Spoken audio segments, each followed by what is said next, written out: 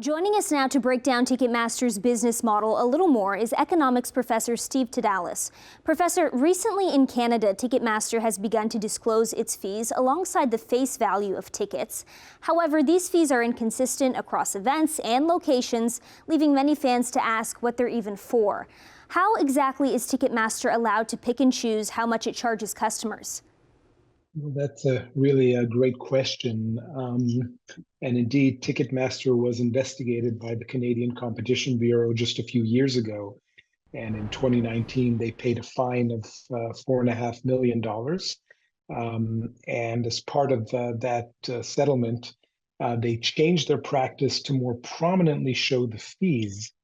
But there really are no constraints on how it charges the fees, how it could change them across different types of venues or types of performances, as long as the fees are being shown. And I think still what could be confusing to consumers is the fact that even when the fees are shown, when they're separated from the actual ticket price, a lot of people seem to psychologically focus on the ticket price and think of the fees as slightly in a different bucket.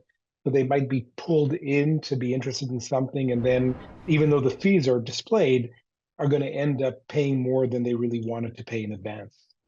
So would you say, despite displaying the fees, the strategy of pricing is still kind of dishonest? Well, I would feel uncomfortable using the word dishonest because they are displayed.